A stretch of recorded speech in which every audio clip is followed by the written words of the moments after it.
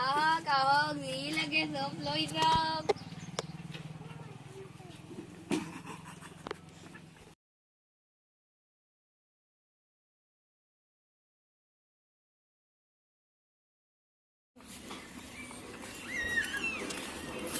এহানো চলিটোতো নাই। তোমাৰ চলিটো নাই দোকানত নাই।